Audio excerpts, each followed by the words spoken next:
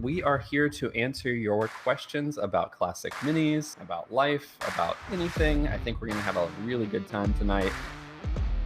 I always try and say, don't I, that my channel is about getting rid of the black art of working on minis.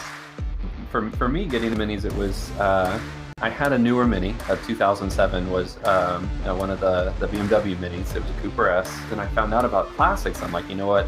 That's what I want. That's what I want. There you are now. Hello, everybody. Amazing. How did I get into minis? It's something that just kind of happened from just one really good friend of mine asked me to build them, and I said, yeah, I'm doing nothing this weekend, I'll do that. Man, it's funny how quickly things can change. It's awesome to have so much really good fun chat with you all. And yep, that's the best part. I'd really like to make this a regular thing. Thank you to everybody again, and thanks for tuning in. Thanks, everyone, and you know the drill. Enjoy those minis. See you guys on the next one.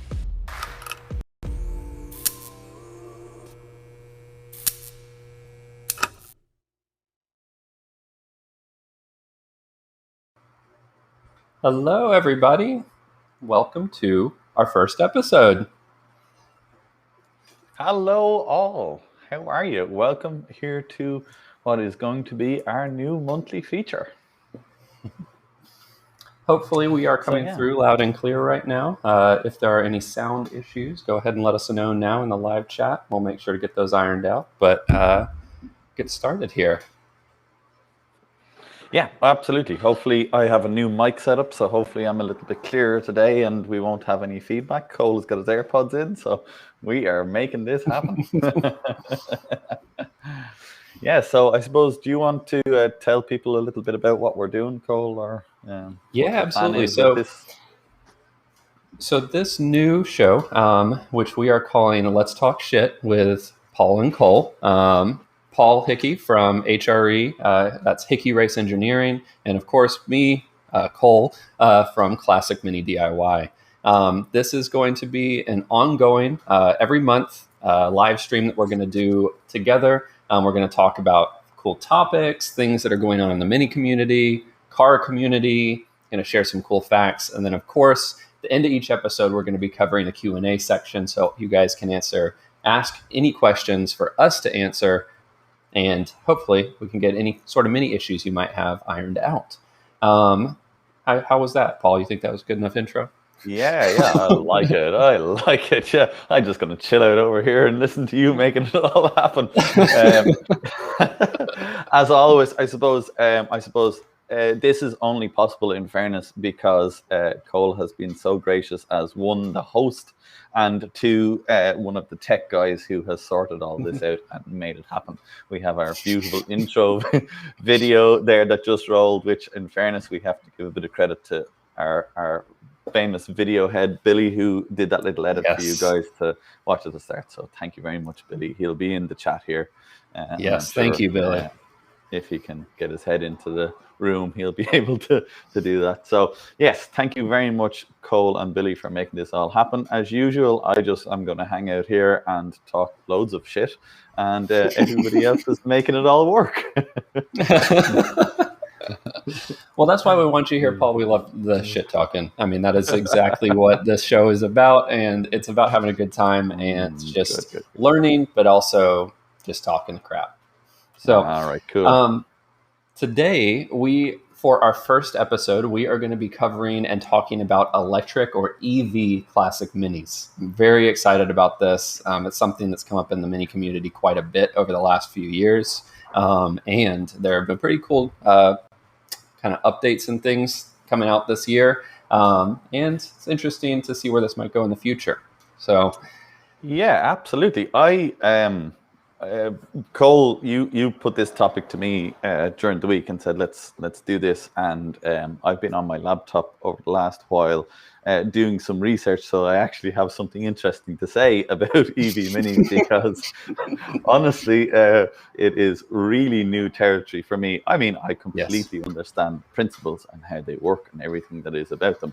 But yeah, I see it in my feeds all the time, pictures in my Pinterest and my Instagram, my Facebook feeds, but I tend to look on it as that's interesting, not something that I Yep. have actually delved into. And I have to say, looking at all this stuff, wow, this has grown exponentially since the last time I think I did any looking at it.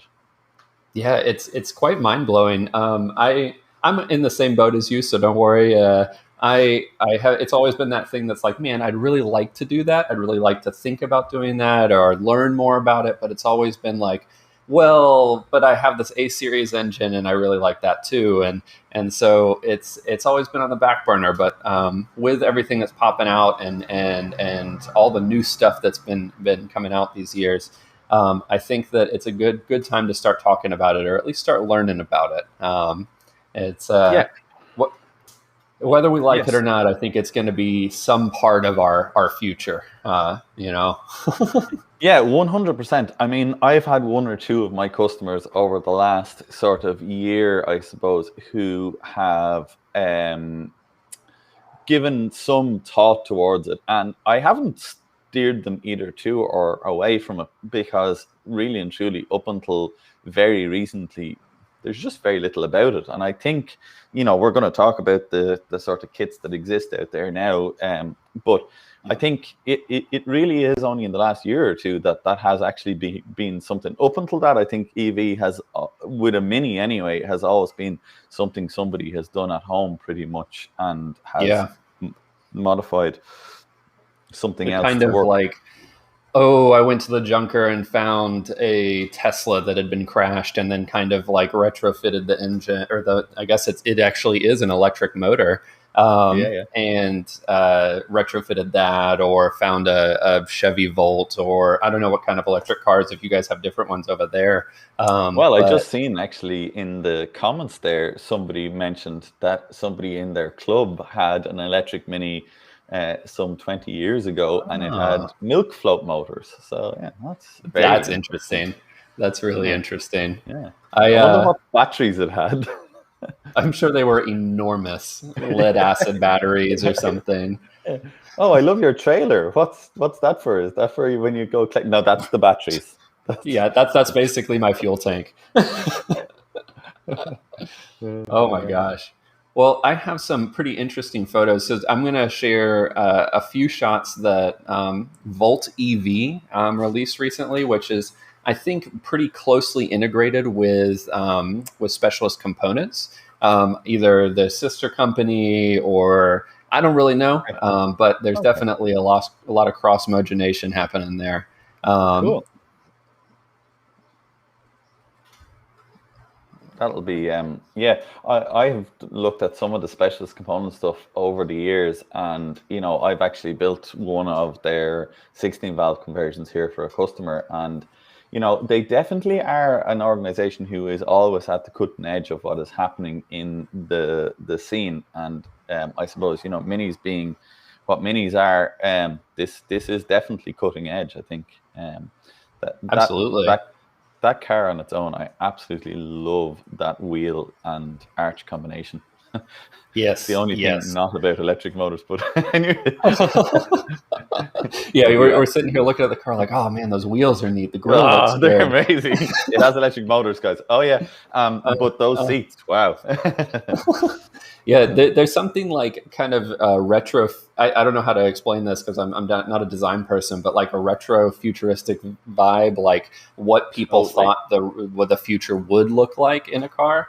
And I think that they hit that nail on the head, like the DeLorean or something like that. Oh, there's a very interesting comment that came in there. The electric motor that was coupled to a mini gearbox. And I actually went digging for Hmm. pictures of that this afternoon when you and I were having our kind of preamble chat to see if I could Yeah. actually find that.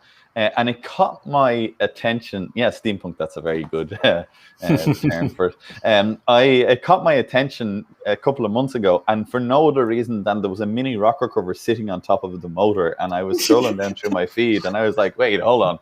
What? Something's not right there. Yeah. But It's yeah, interesting conversion that, yeah. Yeah, it's always interesting to see how people tackle the conversion because so many of these motors they're either direct drive, so you have like basically a single speed, Mm. electric driven single speed motor, or that one that you were just mentioning, which is like coupling it to a old engine or old A series gearbox. Like, is Mm. a so you still require motor oil, I guess. I don't know. It's And a interesting. clutch to change gear. Yeah, yeah. Mm. And like, is there a benefit to that with electric motors? It's You peculiar. know, I was thinking about things I wanted to say on this topic, and the one thing that actually came into my head was exactly that. I I love the actual idea that it could still have the mini gearbox and the clutch setup because I think you would retain a lot of the sound of a mini then. Yeah, Um, yeah. That's actually a great point. Yep. and I think that is something that is very specific to a mini, the sound it makes when it drives. And I think Hmm. losing that could certainly, um, I don't know, I think it could just, I think, I don't know how to say this right, but it could silence the charm of a mini. I think that's exactly Yeah, what yeah. it could silence the charm of a mini. Yeah. So there was I'm in doing my research on this, and I'm gonna stop the screen share and share with you Yeah. guys Yeah. a little bit different one. This next EV mini is really a kit. It's made by a Okay. company called Swind E, and it's on the topic of that kind of retaining the charm, or at least a classic charm. So it While you're doing that, I just want to say to Maria Byrne, thank you very much for the super chat, and thank you very much for the lovely comment. That's very nice. Yes, thank you, Maria. I really appreciate that. Means a lot. All right. So, Swindon, or in this case, Swind E. Whoops, forgot to turn on the share. There we go. They sell a Ah. complete kit for the Classic Mini, and so you can kind of see it has this similar look and feel of a Classic Mini Mm. gearbox. At least the outputs for the drive shafts. Kind of funny that they Yeah. still didn't match the size and length of the drive shafts, but I'm sure there was a reason. Yeah. But this kit was watching a review on it, and the woman who was driving this said that weirdly this motor provided a ton of noise, which is Oh. uncharacteristic of an electric car. You have this. You're so used to like, okay, it's going to be silent, but Mm. Mm. this direct drive motor is loud. It's got its own kind of electric charm, and she said that it kind of brought back the classic charm of a Mini. That's one Oh, I like person's that. opinion, but Yeah. it's kind of cool. Well, we were talking about earlier on the guy with the milk float and the electric motor and the milk float. They always, I don't know if you guys ever had those in the US, but the ones that were around here always had this really, um, actually kind of akin to a mini. They had this very specific kind of noise they made. I don't know what Hmm. style motor they were. I think they were an induction motor, but I'm not 100% sure on that. But they made this really very distinctive whine when they accelerated, which I can see how that would bring charm into a mini. Um, I'd be interested. Sorry, actually, just to go back on one, but we can kind of jump back and forward on these. The EV, the E-Volt one. Um, I had a little bit of a look at that, but I can't really figure out. Is it like a Tesla motor kind of thing, or is this some sort of a creation of their own? I don't know if you figured any That's more a on that. I think I found to be I got kind of in the same place. They didn't have a Mm, ton of information, yeah. even like specs, speed, none of those things that I could find on it. And I think it might be because it is kind of one of their own design. I can Okay. imagine Yeah. that they're Yeah. probably going to be, releasing a kit or something because, every company that's doing these is kind of out to at least make some money off of them, I would bet. And Okay. Yeah. Yeah. Yeah. but I think it's more in the prototype phase for that one at least. Yeah. Okay. Yeah. Yeah. Yeah. The Swindy kit, as you were saying, yeah, it has been nice. Is that a gearbox or is it still kind of a single speed thing? So that one is a single speed gearbox. So that whole thing that I was showing a moment ago is the motor and the transmission together. But Yeah. what's interesting about the kit is you go look at the pricing and you're like, okay, this kit, it's pretty expensive. It's about 8,800 pounds or about 12,000 US dollars. And Wow. you look Okay. into the details of that, and it doesn't actually include batteries. So if you want to get batteries on top of that, the batteries do live above that electric motor Okay. in the engine bay, but it brings the price up pretty substantially to almost 1,200 pounds, British pounds, or about 20,000 US dollars. It's wild. Ooh, Yeah. wow. Yeah. Wow. That is expensive. I haven't seen any figures from eVolt or Volti yet as to what their kit is probably going to come at either. But interestingly, I did show you, or I talked to you a little bit earlier on about the Electric Mini Netherlands Mm-hmm. conversion. And I just clicked on their website today actually and had a little bit of a look around on it and almost fell straight off my chair when I seen the Yeah. price tag, 19,000 euros, and I was Holy like, moly. So mother of for God. the North America viewers, that's probably about you said it was 19,000 or 20,000 19,000. euro. I think it was just nearly 20,000 euros. Yeah. So what's Oh my that? god, so That's that's like, almost $30,000. That's a lot of and money. yeah, GB pounds, it's kind of going to be 17 or 18, isn't it? So Yep. like, Hmm. wow, wow, wow, wow. Like I get to thinking when I see numbers like that, you're going to do a lot with a petrol engine still, even 16 valve, that kind of conversion. You're going to do Yeah. so much. Like you're going to build a Mini pretty much, a complete brand new Mini with that kind of engine tech for that money, like, and you're going to have a lot more range than sort of, circa Oh, 200 kilometers, a lot more range, and arguably, I think it.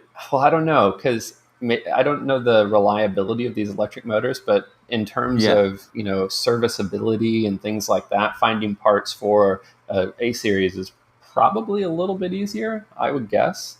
Mm. Um, Mm. and like, I don't know, for 30,000 US dollars, I think you could. I mean, you could basically get almost any generation of a Mini, and Yeah. with an A series running in quite good condition. So I don't Totally, know. totally. It's. I just seen another comment coming in there from Classic Mini Culture. Thank you very much. 30K, he was saying, is actually Mm, looks like it's a more realistic price for the Netherlands conversion. Now, look, I didn't spend any time looking at the Netherlands conversion. I just went on their webpage and had a quick cruise around and read their stats. And I have to say, their mhm, stats is kind of good. Like charging time, mhm. 4 hours. 100 kilometers an hour is like 60 miles an hour, and a range of, they're saying, more than 250 kilometers. So It's in not EV too terms bad. for a Mini, it's not bad. Like, that is not bad. But Hmm. wow, 30,000 euros. Yeah, Whew. yeah. 30,000 euros to not be able to go over 100 kilometers an hour is actually it almost feels it makes me feel a little bit weird. I don't know. If I'm going to Yeah. do an electric conversion, I definitely want it for that torque and that like Mm. unbridled instant torque and power. Yeah. And if I can't, It's maybe good. that's why those folks use the original A series gearbox. Maybe it helped get up to those higher speeds. That might well exactly be what it is. And I was, like you hit on a really good point there of, if we're going to sell this conversion to the future Mini enthusiasts, like, Hmm. you're going to have something, like, so far, even, the two of us being petrol heads and sitting here, what is going to get you and I off our fence of petrol headishness Yeah. to go this road? And, I'd be a willing enough candidate to have an EV Mini because, like, Hmm. I'm a tech head as well, and I love tech. So, to have Yep. something cool and unusual, and, I live very near the city centre of Dublin. So, a 250 kilometer range on a 4 hour charge means I could go in and out to the city easy 10 Yep. times, so like, yes, but I mean, if you hit me up with 30K, I think that we're definitely in those beginning stages, the early production stage of these things, and there was someone here. Drew's page mentioned that the price. He doesn't have a doubt that the price will come down as the scrapyards start to fill up with EVs instead of petrol cars, and that's a really good point. But the range piece that you're talking about, the difference with an EV, and it's something that I have to kind of frame my mind around, is that your car is always, assuming that when you get out at home, you plug it in, you are always going to have a full tank. So you're never going to be in a situation where you're like, okay, I've driven somewhere, I've driven home, I've driven another place, I've driven home, and I have no more battery left. Or at least it's probably going to be a little rare, because you're always going to be plugging it back in. So you always have full range from your house out to a different place. So, yeah. It's a different frame of mind. Yeah, look, I think if the price wasn't such a big stumbling block, then a lot of the other stumbling blocks would be easy to push over. Like, Yes. I get that there's an argument out there, and I completely feel it. Like, I think EVing a 61 Cooper S would be crazy. I It kind of hurts don't. me. Yeah, I just don't see any reason why we should do that, because I think we have a duty as the group we are to make sure that people remember what history was. So I think that's very, very important. But then we also have a duty of care to not only the environment, which is something that is close to my heart, but also I think we also have to make these vehicles live on as well. And that's going to be critical. And as petrol changes, a comment came in earlier on, which really tricked my mind. And they were just talking about the introduction of higher ethanol fuel. And I know on our last chat, we did bring this up about fuel hoses and stuff like that. Yeah, but there is fuel lines. there's going to become a point when ethanol it will be so at such a high value in fuel that you're going to have do some very drastic modifications to your A series carbureted engine for it to run. That's a really good point. I mean, getting these older engines it's one thing if you have an MPI or an SPI that's already got fuel injection, and you just only have to modify it a little bit to make it a little bit to get it to run ethanol or high content of ethanol. But these carbureted engines are not going to have the same ease of switch. I mean, people are going to have to run a return line, and they're going to have to switch to some sort of throttle body injection. All that kind of stuff. So it's going to be an interesting period of time, and I think there's a lot of room for innovation there too. I wouldn't be surprised if we start seeing things that look like a carburetor but actually have like an injector in them or something. So you get that old look of a carburetor. That company, and I think they're an American company, that does the throttle bodies that are like a Weber, and I'm not even going to try and pronounce them because I'm going to make a bump of it. Is it like Genevieve or something to that? Yeah, I think it's Genvi or Genevieve or something like that. Oh, I'm glad you're struggling with it too. Yeah. Oh, yeah. But you can always rely on me to struggle with random words and names. Yeah, me worse. Yeah. A quick hello to Adam Campion. Hello, Adam. Another fellow YouTuber of ours.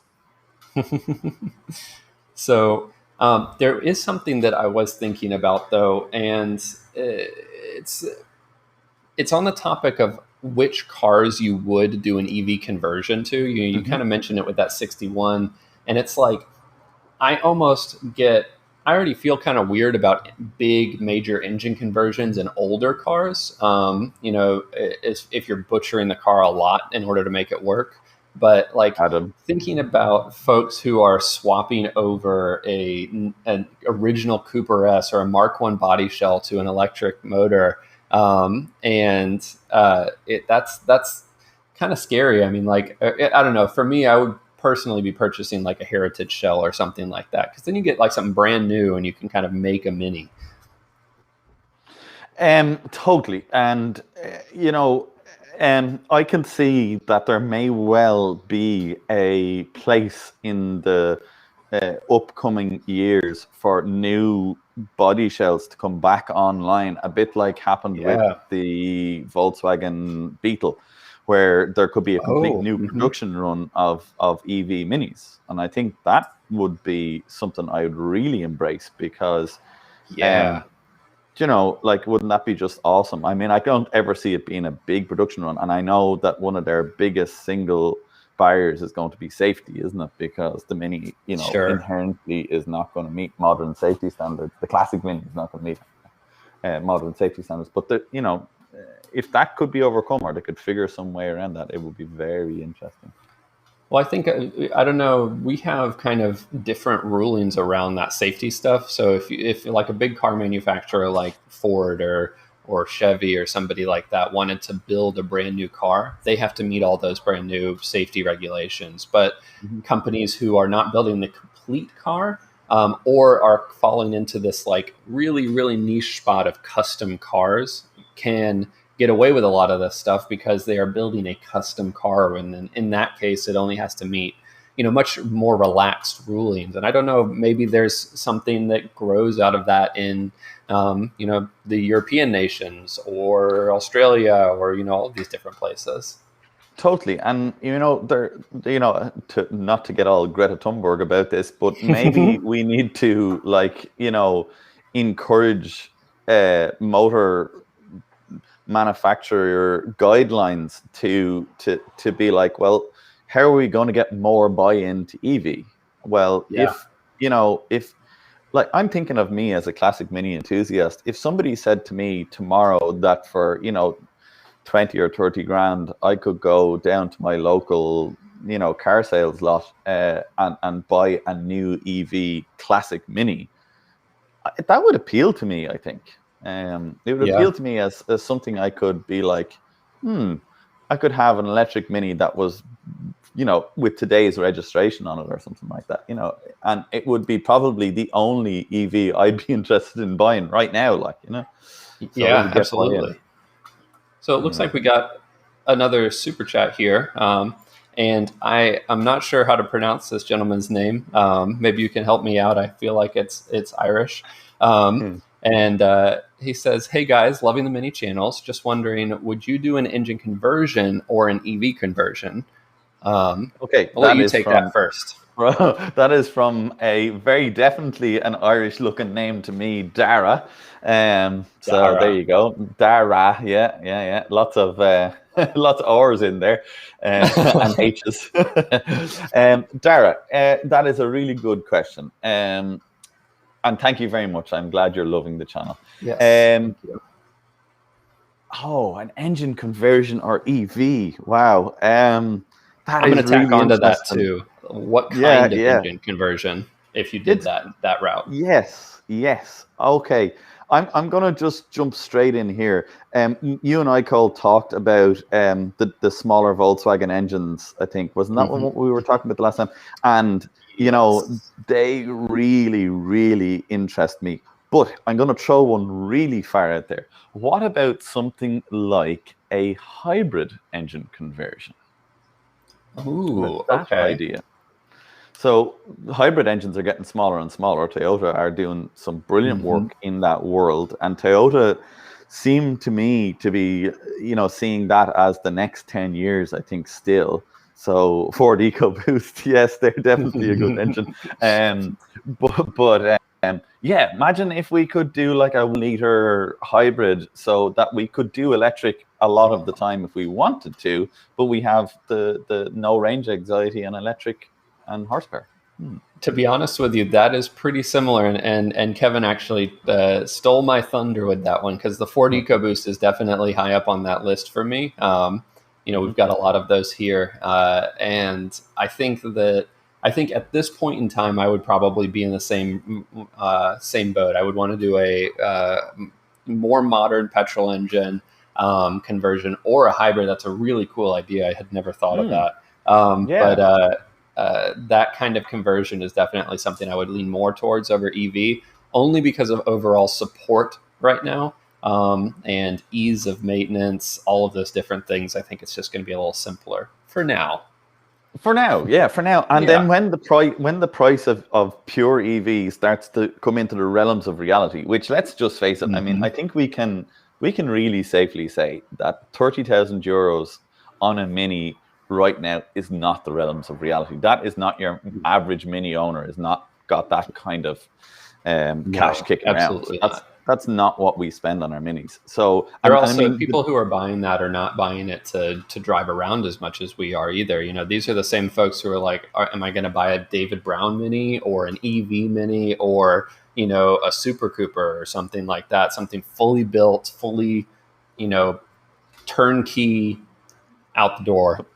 Yeah, look, I completely agree. I think the reality is that it you know, that those conversions, and I have to say big props to everybody who is pioneering these conversions, and like, we need you out there. So I am knocking it, and I know anytime you pioneer anything, it's going to be hugely expensive. There is not going to, because you're doing one-offs, you're making one-offs. So or even tens, you're still making one-offs in the world of car production. So yeah, I totally get that's why the price is where it is. But yeah, if we wanted to be able to just put our shoulders to the grindstone and say, yeah, look, we need to get on board with EVs and we need to get out there, it has to be the crunch is going to be more close. Affordable.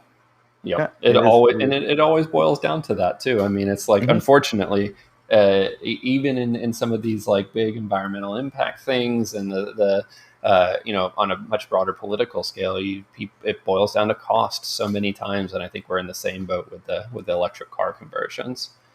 Totally. I actually think, you know, I completely get the idea of people not wanting electric motors replacing the A series engine in a Mini, because what would you do of a Saturday? You know, I mean, yeah, you wouldn't have to work on the car. Switch it on. Do you just drive it? Like, what? Who would just drive their car? We would have all these working Minis and all these people just sitting around the place not knowing what to do. Forums would collapse. You know, that would be it. What do we complain about? yeah. What would we talk about? All of those Facebook groups of, you know, my car won't go forward. How can I make it go? You know, it's just end overnight. Oh no, it'd be crazy. Some interesting stuff. I suppose we should say hello to a few people. So, in fairness, Kevin, yes, you have been commenting away. Hello, good to see you here. Thanks for joining us this evening. I don't know. Had a pretty good question here. Any YouTubers out there that are working on classic EV Minis you can recommend? You know, that is a good question. There is a channel that I am watching that is doing an electric conversion, and for the life of me, it has escaped me. It's like, oh, goodness gracious, classic. If anybody knows, put it in the car comments. Culture, maybe classic car culture, classic mini car culture. He's in the chat. Oh, you're in the chat. You're here. I don't know if he's the one or not. I hope he's the one. Insert foot into mouth. Oh yeah, we're down with the YouTube community. We are. We only watch our own channels. I don't even watch Cole's channel. It's not. Wait, Paul, you have a channel? Yeah, I don't just hang out here, Cole. Is it you, Classic Mini Car Culture? I see you in the chat. Tell us, are you doing an EV Mini? We are very interested. And if it's not you, just say yes anyway if you have a YouTube channel, because people will go and watch. Oh Lord. Oh God. Yeah. That is very yes. There we go. Yes. Amazing. Well, go check out his channel. It is awesome. I'm not up to date. I'm probably 2 or 3 episodes behind right now, but I am definitely very interested in that. Absolutely the same. Yep. Has he got more than 2 or 3 episodes? Oh, I'm so sorry. I am going to go and watch all of your channel tonight. If you have 100 videos, I'm going to be awake very late. my humblest apologies if I haven't seen. Oh, do you know what? This is actually let's stray off topic just for a moment, and I just want to put that out there. Right, there is some absolutely excellent YouTube channels out there that are way underrated. I just want to put that absolutely out there because, and not just necessarily in the mini scene. So let's give out to YouTube for a minute. Make more people see more good content. It so is. I mean, I've been incredibly lucky to have gotten good traction on YouTube early doors, and thank you so much to everybody who is tuning in and giving me that traction. But it really does upset me when I see that and see such really good channels out there that I miss. And then when I find them, I'm like, how am I not seeing this? So, how has this been flying under my radar? Yeah, totally. Maybe that's something that we will include in our monthly chats. Let's give a shout out to a good mini channel or to a good channel. That. Let's do that. I think that's a good thing. So, Classic Mini Culture, you are the first one. Yep, like a channel showcase. Yeah, I think so. Yeah, Alexa. Yeah. Sorry, my Alexa turned on. Oh, she wanted to do a Classic Mini showcase herself. Go Alexa. Yeah, I'm just waiting for Siri to jump on now in a minute and be like, don't you say Alexa. Don't say her name, she'll know. Yeah. Loads of other people's. Hey Siri. Just sorry. Oh, terrible. Oh man. Open YouTube and go to HRE. Alrighty, well, I suppose we should get back on topic, right? Yeah. Get back with the program, man. So we are going to start a segment as part of these live streams called let me just pull up the caption and I'll let you guys see it. As a motor of fact. And this small segment, after we talk about, the main topic of the channel, we're going to dive a little deeper into fun mini facts, anecdotes, car facts, things that, you might not know and are just kind of fun to learn about. And I think we have a really good one. Paul, if you want to start us off, you can kind of go into our topic of the evening. So I'm going to have a little laugh about the motor facts first anyway, because there is a tiny little inside joke here, which, I'm sure he's going to get me on the next one. So I'm going to just have a go at him here on this one. So, Cole has... I think he's beaten me, and I have a garage, so I don't know. Hey. No, that's unfair. On a group that both myself and Cole chat on a lot, Cole regularly tells us about how he's taking out his motor, which I think roughly translates into motor. But I'm not 100% sure. We, in the English-speaking world over here, call it an engine. But anyway, and EVs have motors in them. Yes. Yeah. All right. I think that's enough digging. I'm sorry. I really like Cole, I swear. Okay. So, a motor of fact this month is going to be about EVs. Oh, shock! Horror, amazing! Surprise! And believe it not, that electric motors are actually not new to minis at all. They aren't. Wait. My understanding was the classic EVs or all of this stuff has kind of been a newer thing. Big conversions, all this stuff's kind of been picking up because of the EV culture outside of minis, Teslas and all that baloney. Totally. And this all seems to have stemmed, and we'll go into a bit more detail about this, but it all seems to have stemmed back in the 60s. In the UK, there was the Great Western Electrical Company, I think is the name of them. Hopefully I'm getting that right. If I'm wrong, please correct me in the comments. But it's something of that nature. The Great Electric Western Company did a bit of... I think it was like a challenge, to the motor industry to see some electric vehicle conversions. And the first one, I think, mini-wise, was in fact I think it was a Countryman, an Austin Mini Countryman. Yes, and I went ahead and tossed up some photos that we found here on the internet, which are pretty cool. from what I understand, there were actually two electric Countrymans.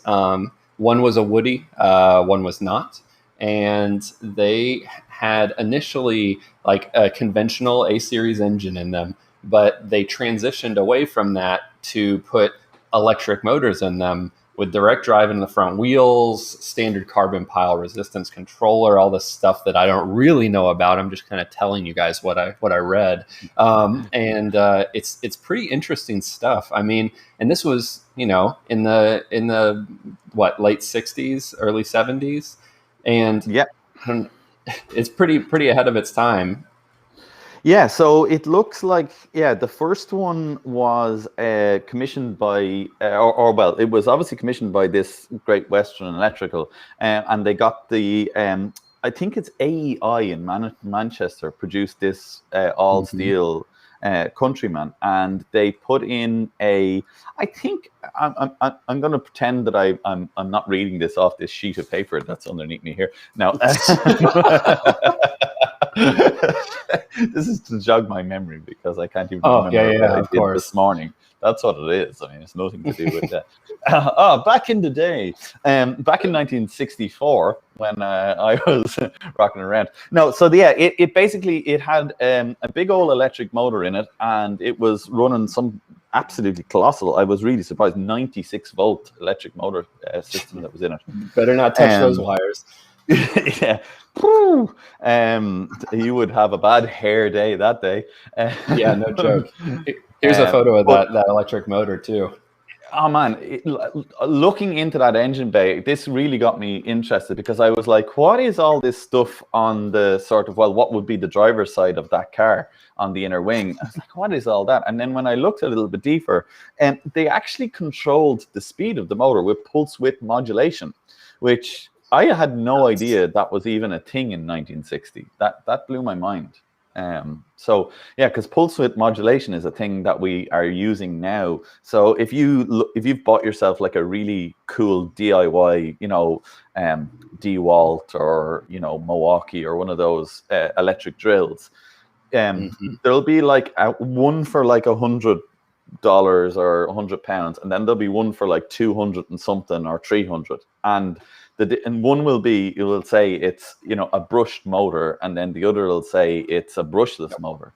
Well, the ones that are brushless motor, they use pulse width modulation as a way of controlling the speed of those motors. Really? And yeah, it's just amazing to me that they were implementing that technology in a Mini so long ago. That's really, so funny, cool. Because if I rotate my camera here just a little bit, you can't see it, but I actually have a brushless DeWalt drill back there, a brushless Milwaukee stuff, and they're amazing. And makes me wonder, while these folks were using this technology in a much bigger scale, how long it took to get to a much smaller scale, like these drills and ratchets and all these different things. Very cool. I think it actually, from the reading that I did on those articles earlier, it seems to actually have been the crunch point. I think it pushed the price of the thing through the roof, and they weren't able to actually go ahead and produce that car, or it wasn't viable for production. And I would bank on it being down to the fact that those controllers were too expensive. So yeah, that is kind of very interesting. So yeah, the second one then was a Countryman again, I think, wasn't it? But maybe more of a Woody. Yeah. Yep. The Woody. And as far as I understand, the steel one, the full steel body one, actually still exists and is in kind of loose working order in a museum in the UK. Wow. I don't recall the town, but they still have that. The Woody one does, as far as we know, doesn't exist anymore. But if you wanted to go see one of these and see this, like, here's the huge battery array that lived in the boot or the trunk of the Mini, that you can do that. You can still see this. That's really awesome stuff. I can see in that picture that just went by a minute ago, they had, like, it's obviously a massive old ammeter, like you would see if you ever, absolutely. Look at that. It's like something you would imagine that you would see that if you've seen a documentary of an old power station, And they're like tapping on it to see if it's working, and totally just wild. It's amazing. Yeah. Electric technology. It's funny though, like look down here. There's no clutch pedal. That's been No. removed. You've got the high beam indicator or the high beam button, assuming that's what that Yeah, still yeah. is. Oh, I And think so. that's Yeah, it's yeah. still on the floor. Just relocated a little bit, but that's so funny. And still that tiny little accelerator pedal. Yeah, yeah, yeah. Gotta be. Yeah, yeah. In those The one that days, you have to yeah. just press with your big toe, nothing That's else. all. Yeah, that was all you needed. Yeah, that was all you needed. You fire up the pulse width modulator, and down the road you go. It sounds like something from Back to the Future, doesn't it? Yes, yes. Yeah. Classic Mini Culture actually mentions the fuse box. I think that's what this unit is here. He says that it's actually from a domestic house. Oh wow! And I presume, yeah, like that makes perfect sense too, because in those days, what was dealing with 100+ volts was that type of tech. It was Yeah, those ceramic fuses with, that. Yeah, wow. When you think like those guys in AEI must have had, uh, they had a quite the morning's brainstorm, I imagine, when they were presented yeah. with this task. Like, I went, They hold got on a now. big old warehouse full of brains over there. That's Yeah, uh, yeah, that's some yeah. serious stuff. Amazing. Yeah. Yeah, totally. That second one, I read some very interesting stuff on it. They changed things a good bit, I think, for that second one to try and bring cost of production down. It seems, Huh. um, certainly. But one of the bits, it's a talking point that, for me anyway, I think was the bit that I was most interested in was they changed. They had problems with the battery. I think they were using Huh. like an Exide battery, and they were having troubles with it. And they changed to a Varley dry cell battery.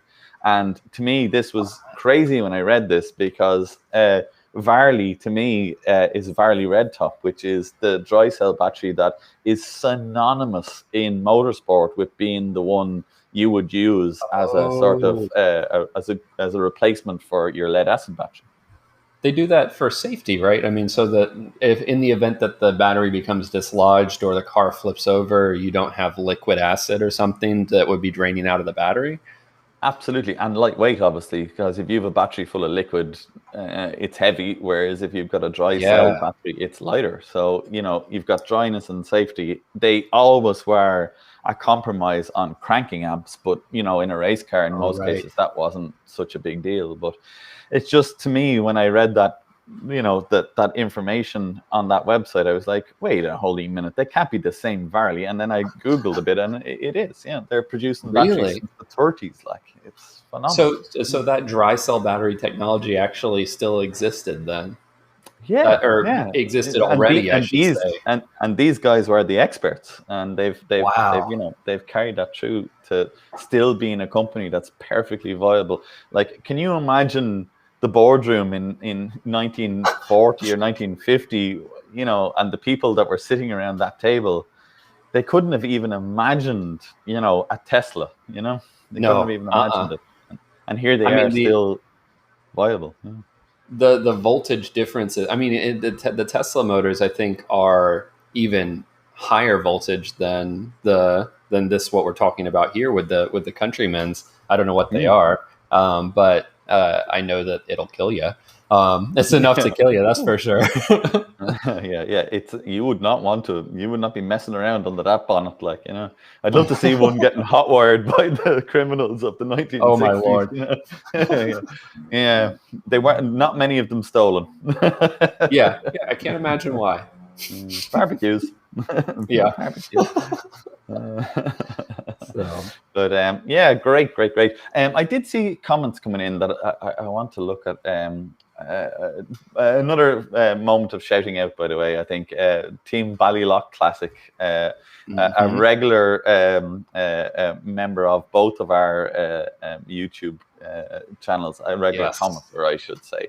Yes. Thank you for Ian, joining. you're a gentleman and a scholar, and thank you for coming to our live stream this evening. It's good to see your name popping up, a familiar face. Looks And like yes, we have some he was mentioning info. something. Yeah, yeah, go ahead. Yeah, the museum that Countryman is in is Abbey Pumping Station Museum, and is that Leicester? I don't know how to say that. I'm sorry. Oh, wait, I look. Oh, Is it Lancaster? No, it's not Lancaster. Where is it? Leicester. Leicester. Yes. Okay. It's in Leicester. Yeah. Very good. Yes, it's in All of Leicester. these Yes. British names have like missing words or missing letters in them. It feels like the Gloucestershire, which I think is the right way to say it, Gloucester? is not spelled. Is it really Gloucester? Stop it. There's so many more letters in that. Like when I went to go visit, I called someone on the phone and I was like, "Hey, so how do I get to Gloucestershire?" And the guy on the phone just he was so nice, but good lord, he was holding back laughter. It was a struggle. There's this over here particularly, and I don't know whether you guys actually get this or not, but there's a sauce that is synonymous in England, and it's put on a ham cheese toasty, or well, on a cheese toasty, I think it is, and it's Worcester sauce, but they always say it's from Worcestershire. But people cannot get people cannot get Worcestershire out. It's Worcestershire sauce. Worcestershire sauce. We have that exact same sauce. We use it for like steaks and things, and we call it Worcestershire sauce. Worcestershire. The Worcestershire sauce. Oh, that is epic. Yeah. I have a challenge. Drew's page has said, "Cole, please say." Okay, so I'm going to say it how I think that it's pronounced. I'm sure it's wrong. Is it Loughborough? That's not how that's that's not how it's supposed to be said. Remember I said the name of the crowd, that the lovely guy Ian, he's from Team Ali Loch Classic. Yes. There's a good one for you. That'll help you now, right? So Lough. Loughborough. Very good. There you go. Yeah. English lessons with it. Cole and Paul. Yeah. Which is hilarious because Paul is an Irishman. Yep. And you're an American. So if the Irish and the Americans have to learn English, this is not good. Oh man. Yeah, that's probably the worst two people to learn English from is the two of us. Like, good lord. Yeah. So God love all the other nations who watch this channel. Yes. And they're like, is that how you say it? All right. No. No. I finally know. Probably not. Oh my gosh. Oh, very good. Oh yeah. Any more? I wanted to give another shout out to another commenter. Abraham has been commenting a lot. Hello, Abraham. Or Abraham, my apologies. Abraham. Where are you going, Paul? Why is the GH silent in Dara? Dara, very good. Yeah. I don't know. It's a translation. Because that's the way it is. Yeah. It's because Irish people like to make it very difficult for English people to say our words. I see. It's like a subtle jab. Yep. Pokey. No, it's Dara is actually not an English word at all. It's Irish. So yeah. That's why it's in there. And in any Celtic language, we put loads more letters in than we need. I see.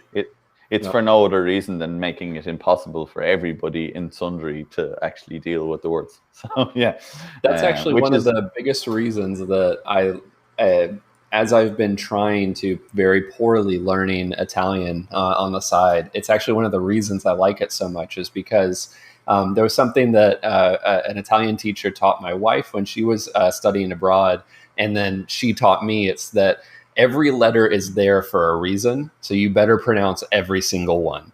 And so, like, there's never a word that has like a silent letter in it. You always pronounce them all, and that has been amazing. As a second language speaker. I just seen a lovely comment in there from Drew, and he was saying to just get it to go Welsh with it, add 10 more L's, and Yes. that Welshifies it. I love listening to Welsh people speak. To me it is brilliant. I love super cool. They have a very, very unusual and cool language.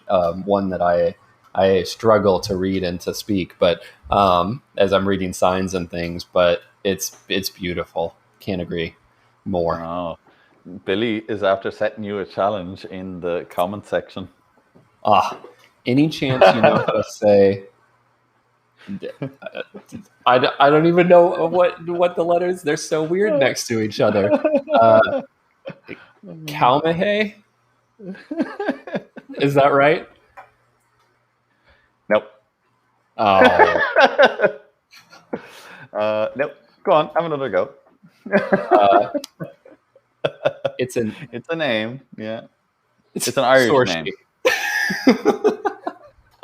Saoirse is the one I think that gets everybody. I think in when they see Saoirse written, they're just like, there's far too many S's, H's, O's, E's, and A's. This is not a word. You can't put that many in one sentence. K-O him he. Oh God, I don't know. I sound like a boob. Billy's going to get in here. Billy put this in here because he knows I can't pronounce it either. So he's doing this to make a muck of me because I am brutal at translating Irish names into English. So he's having a good laugh. But he'll put it up here. He'll put it up here phonetically now in a minute, I think. Yeah, please help us. Just want to let everybody know that we are in our Q&A segment. So if you guys have questions about your Mini, anything that you want to ask, Mini, life, other stuff, whatever, now is the time to ask. We are going to do our best to answer all the questions we can. But with this live stream, if you'd like to donate via Super Chat, all of the questions you ask with Super Chat are guaranteed answers. But like I said, we are going to do our best to answer as many questions as we possibly can. And we do appreciate all of those Super Chats. They go towards helping us to keep this going and keeping this live stream happening. So absolutely, yeah. The software behind all of this is definitely not a. It's not cheap. Yeah, we got a fright. I think the first time we were using a relatively free version of it for the first time, and then Cole had a conversation with me, and he was like, "Yeah, do you want to keep this up because we're going to have to put some dollar up?" And I was like, We're going to put our money where our mouth is here. Yeah. So, Billy came back. There we go. It's Quiva. Yay. Quiva. Yeah. I never would have guessed that. That doesn't make any. There's an H in there. Where's the V? There is. Yeah. So MHE gives you your V somehow. I don't know how it does that, but that's good. Stick in Saoirse there for us, Billy, at some stage when you get a chance in the comments. Just so we can all see how it's spelled. Yeah, he'll stick Saoirse in there, and we can do that. Just to say, guys, by the way, thank you again to everybody. And I know we've been given shout outs, and I know I missed a few people in the comment section. So to everybody who has taken their time to hang out with us, thank you so much. We do appreciate having you here. It's been wonderful having you guys here so far. And don't worry, we still got a little while left to do this Q&A session. So we're not heading out anytime soon. Yeah. But Abraham says, don't know much about cars. I'm here to learn from you guys. You both have good vibes. Well, thank you. That's very nice of you to say. I agree. Paul does have very good vibes. I think Cole does too. I don't think I'd be hanging out in his channel if I didn't vibe with the guy. So yeah, it's great to have an intercontinental vibe. Yes, exactly. And I think Americans and the Irish have a long history of good relations. I think so. I do think so. I think I'm sure someone's going to tell me some terrible thing that's happened, but Oh no, there's plenty of terrible. I think one of the things that is lovely, and I'm really looking forward to the next few months where we get to do these lives on a regular basis. I think it is just, and I know I say this on every live, but I love hanging out with all the like-minded people, and I think that is one of the great things that has come of this already, is that when Cole asked me, will we make this a regular thing, and we kind of banged this back and forward, and I didn't even hesitate. I said, yes, let's do this, because it's just great to get a chance to hang out with you guys. In fact, I know it has been a while since our last live, and I actually missed it. It's nice to get there. Yeah, it's been what, two months now, I think? Yeah. We've been busy. Yeah. We've a lot of stuff going on. Yeah, we have. Yeah. You now have a workshop again, which wonderfully looks habitable. And I'm going to do this. Yeah, have we got a video coming up, Cole? We're all rattling here for a Classic Mini DIY video. Yes. Yeah. I don't know if I should give you guys a sneak peek or not, but behind the camera, the engine is no longer on the floor. I'll just say that. And this, it must be in your engine crane. Yeah. Dang it. No. And I've got some interesting stuff. This is the turbo carb that I'm going to be using, and this is probably going to make an appearance on my next video. I've got an engine that I'm building off to the side here that might. Who knows what's next? I don't even know what's next. Cool. That's exciting. Yeah, we're looking forward to you coming back on stream with your videos and getting them out there. Yeah, cool. What's next for you? Next for us, we have a couple of videos in the pipeline. We have 3 engine build videos that just Billy is currently editing at the moment. We built an engine for the race car that's sitting. Oh wait, did we get this right? Yeah, it's sitting over here in the corner. There it is. Yes. Its engine just got finished up, and its gearbox got stripped on the last kind of major video that we produced. So we have some machining work to do on that. That's a video definitely coming. And yeah, we have some engine build videos. So yeah, that's kind of next on the horizon for us, I think. Yeah. Nice. Yeah, I saw that gearbox video. You did it in one take, basically. There was one break, but it was like not a break. Yeah. We got it apart. I think the time given was 20 minutes, which I was delighted with. And I imagine if I actually shut up, I could probably do it in half the time. But you know me. Yeah. Jibber jabber. Yeah. Got some questions coming in here from Jamie. I'm going to pop this on the screen here. If we don't account for environmental benefits and look at performance only, is there a benefit to using a gas engine to generate electricity to drive the electric motors? Jamie, that is a brilliant question. And I think a lot of people need to start asking themselves that question. Yeah, so from a purely basic, and I'm not an engineer, so I'm definitely, I probably will get some of this wrong, but from my perspective, there was actually a car that did this. The Fisker Karma did this. They had a gasoline-powered engine that then charged the batteries that then drove the electric motor.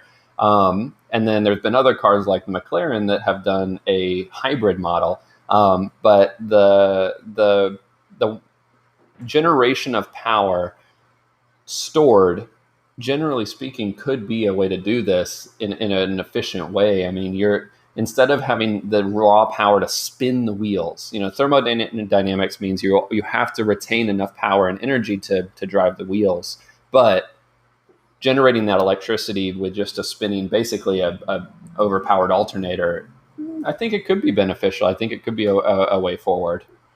Well, in my younger years as a plant fitter, one of the things I did a lot of work on was engines from what would be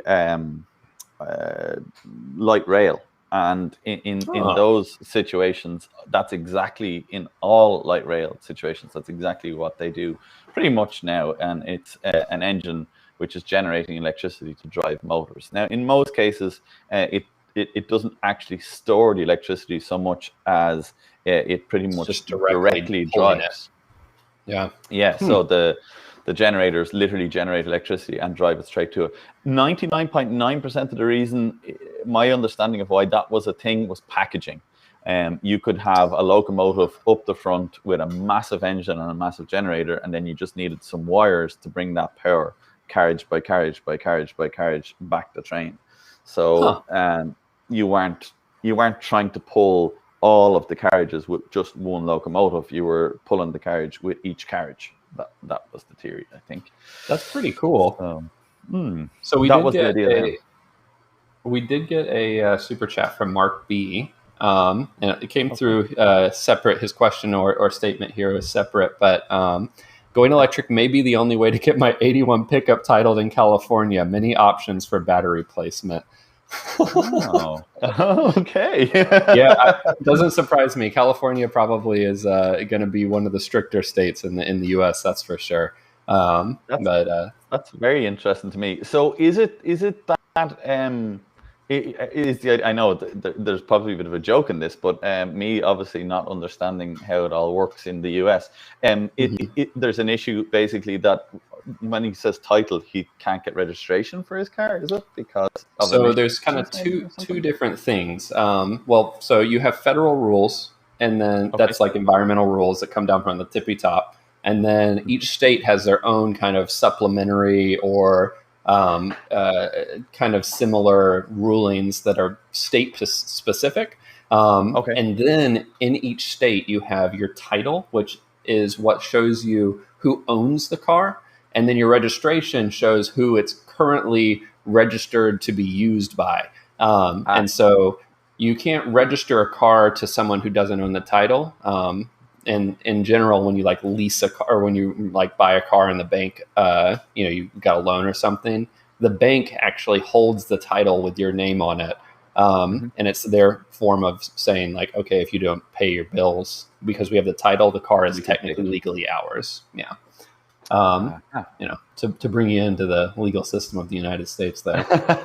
Yeah, no, I find that stuff, I could listen to that stuff all day long. I find it so interesting. So I do too. Yeah, because totally for us, it's just so different here on obviously how vehicles are I suppose titled. I suppose, yeah, because we don't have that extra level. So you have a registration for your vehicle, and that registration is handed out by the government on the importation of the vehicle. So we have in Ireland, we've got the VRT, which is they're the people who will hand that registration out to you, and they'll say, okay, this is a classic Mini. It was produced in this era. You imported it here and here.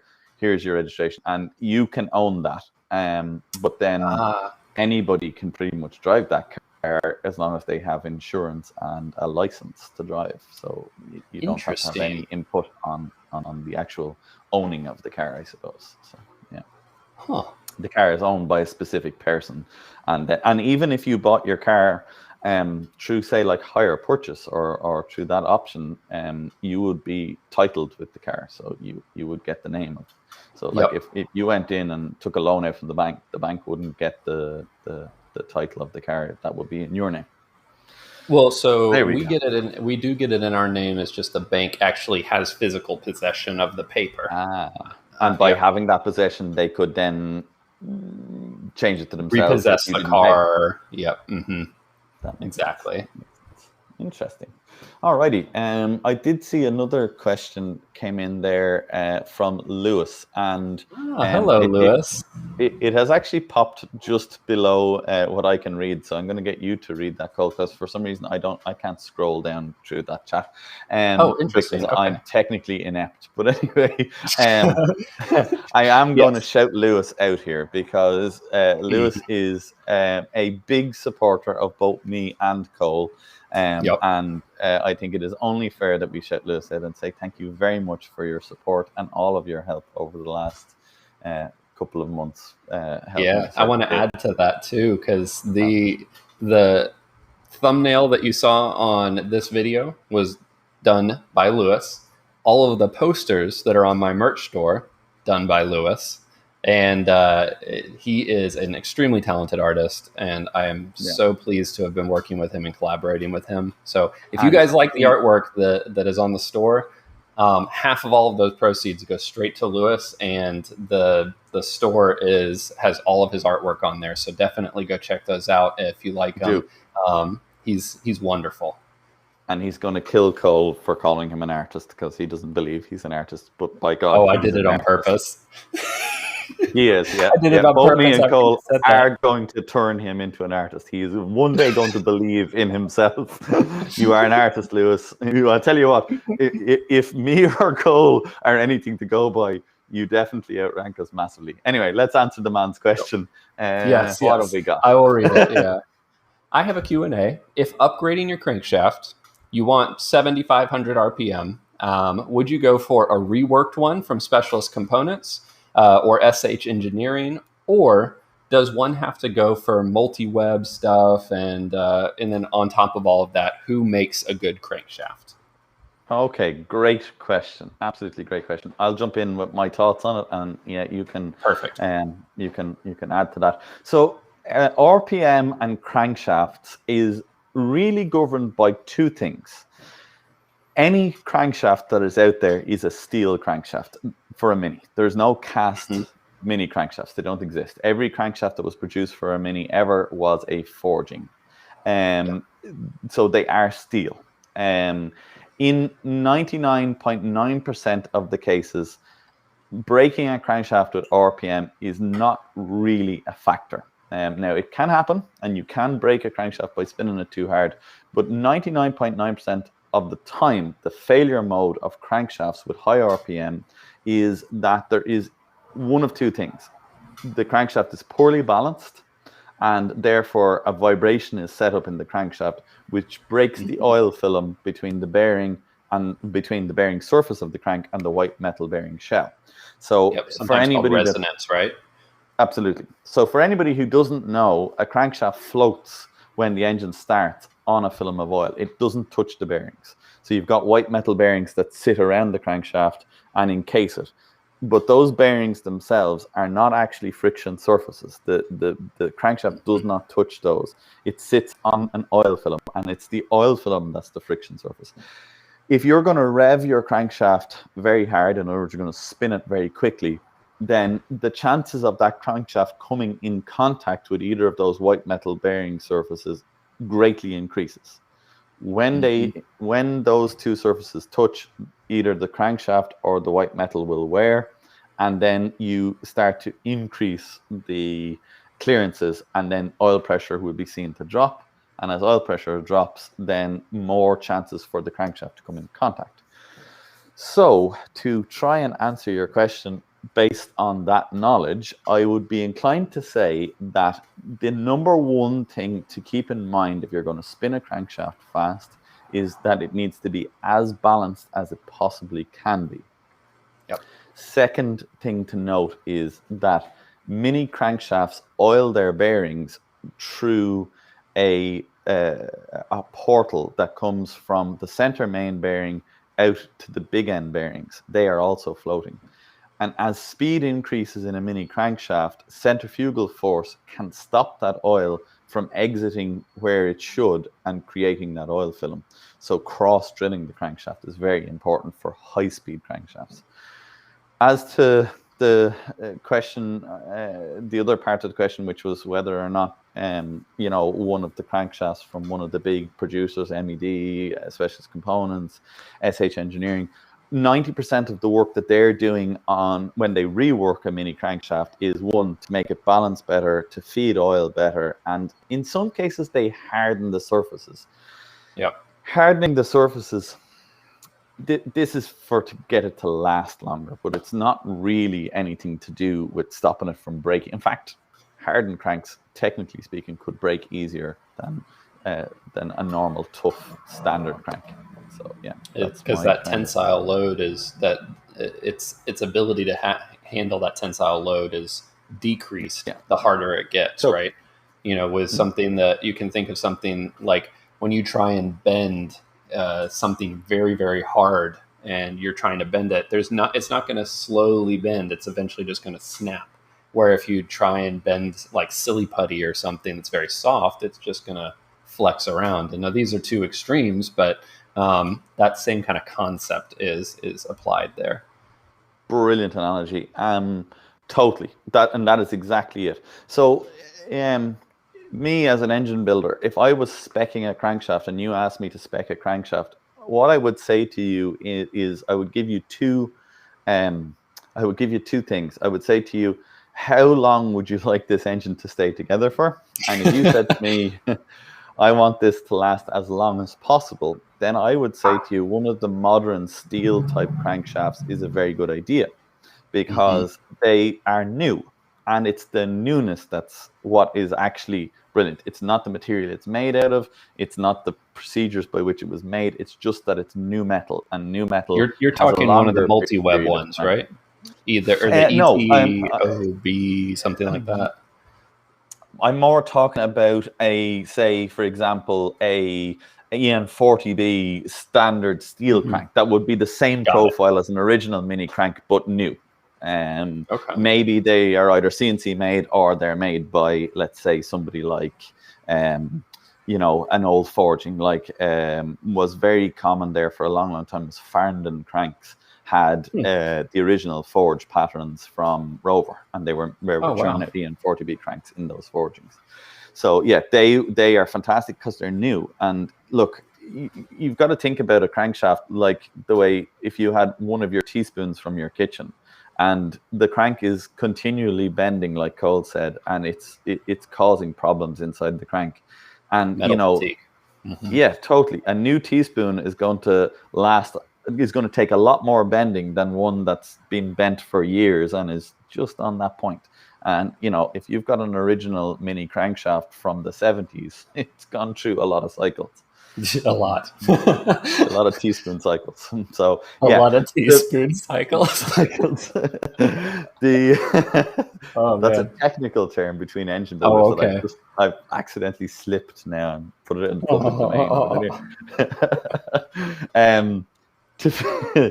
To finish that question from my end, the multi-web crankshafts that are on the market now for some thousands of euros, dollars, etc.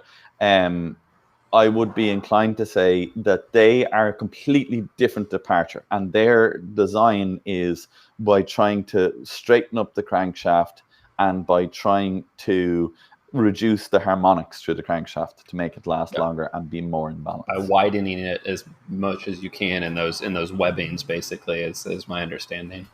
Yes, and bringing the balance weights so that they're in a much better position. So they're either side of the conrod at the bottom of its cycle. So when the rod is at the very top, the weight is perfectly at the bottom. In a Mini, that's not really the case for the center they're kind of rods. Askew. Yeah. I do want to take a minute here. Jamie, thank you so much for the donation, the super chat donation. Oh, wow. And thank you so much, says, Jamie. That is really you guys great. rock. Cole, you inspired me to get an 84 Mini, a Mini Mayfair, and start working on it about myself, not knowing anything about cars. So thank you for what you guys do. Well, thank you. That's very nice of you to say, and I'm glad that it got you into minis. That's what the channels are about. I think, Paul, you probably feel very similarly. Our channels are about getting out there and getting your hands dirty. Getting your hands dirty. I totally agree. Look, if going forward, and it's one of the reasons I love being able to collaborate with you, Cole, because you inspire that in so many people long before I've been on YouTube, and I love supporting somebody who is of that nature. We are here, guys, to encourage you to work on your minis. We're here to just personify that. Your garage is a place where we all can go and hang out and have a good time, and there'll be days when that will not seem like it's the case, and that's why we're here as well. So you can come and have that chat with us, and we're going to probably end up doing the same to you. This race car, this is a really good example. It went out 2 weekends ago, and it made it around for less than 6 laps before it decided to break itself. But I made a video which I talked about that because for that exact reason. Look, these things happen, and even to the best of us. So this is why I think everyone should get out there and work on their minis. Definitely. Like, everybody encounters problems. I mean, just recently, I've been doing mini wiring and electrical stuff in my car for years. And prior to that, I was doing it in my my modern cars, adding lights, adding a stereo, all of those things. And lo and behold, I connected the wrong wire in my Mini and improperly grounded something, and it was a very smoky affair in here. And those kinds of things definitely still happen to all of us, no matter how long you're doing these things. And don't ever let somebody tell you that it doesn't, because even the best folks out there are experiencing that. I think that is referred to as releasing the Lucas smoke. Yes, or exactly. Releasing the Lucas smoke of death. Well, thankfully it was not death. Oh, all right, Lord. good. It survived. Yeah. I'm gonna divulge one here. About 7 or 8 years ago, I was given a job to fit a pretty unique at the time. I think the company was Megajolt. I don't know if you've ever come across those called, but they made a conversion kit that basically allowed you to put a Ford wasted spark ignition system into any car that you could put a 36 and one missing crankshaft position sensor. And I was given this ECU as a put it together yourself computer, which, anybody who knows me, little tiny soldering irons and solder, and oh wow. I remember sitting at my bench for a bit of an hour, and this guy had this big, because YouTube videos weren't the thing, so you had this big document which was just pages and pages of photographs of him soldering components into this circuit board. And the last time I did soldering in any achievable capacity was in, well, what would be high school for you guys, which was secondary school here for us, which was like 15 years previously, and I probably soldered like 2 wires and a light bulb came on. That was what that was.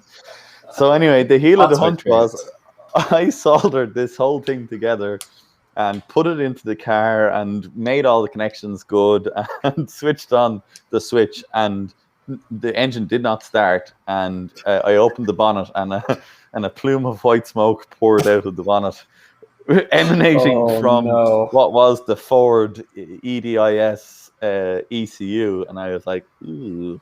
I've made a big boo-boo here. So I rang the guy in America who produced those things, and he was like, okay, check this. And he was like, yeah, no, that hasn't gone together right. Send that ECU back to me, and that's boogered. Yeah, in a really nice way. He was like, I don't think soldering ECUs together is for you, Paul.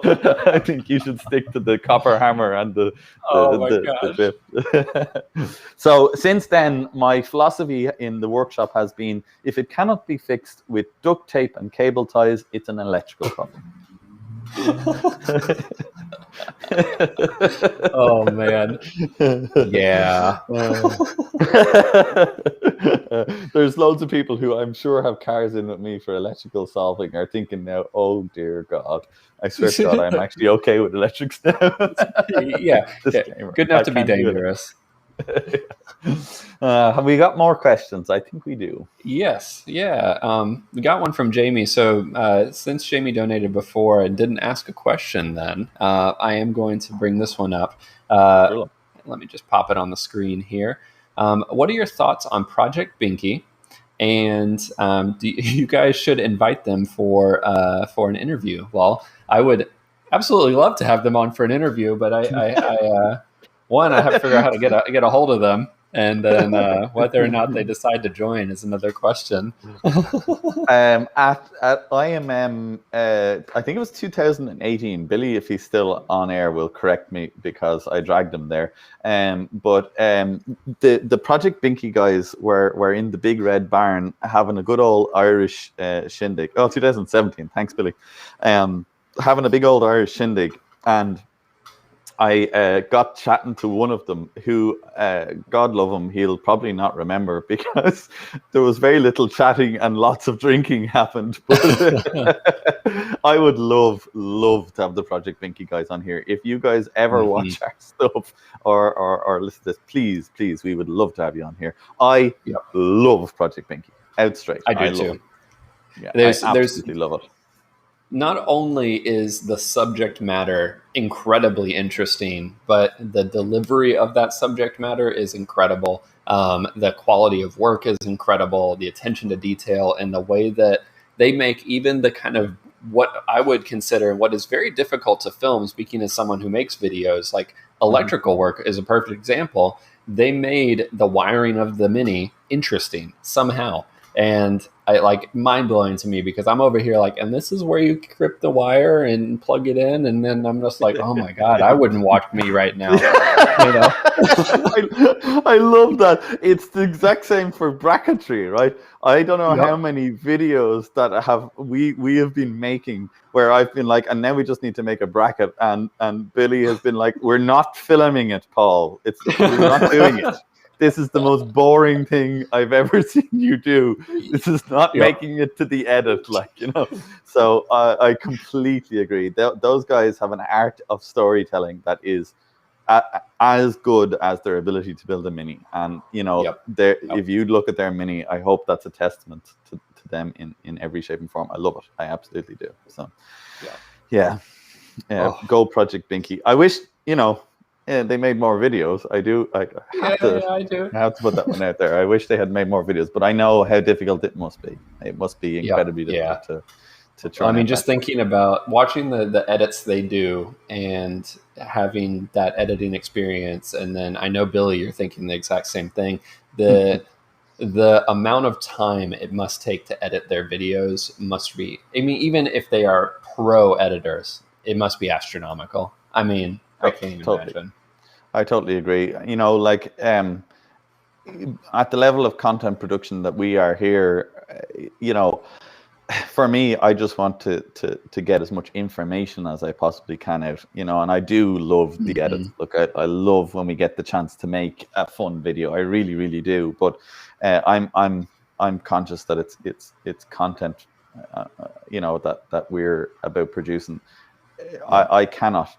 We made one edit a couple of weeks ago, where we were stripping the clutch off a Mini, and I think we spent literally that whole day in the workshop filming over and over and over and over again to to get what wasn't even 40 seconds. It wasn't even Oh 40 yeah. seconds. Oh yeah.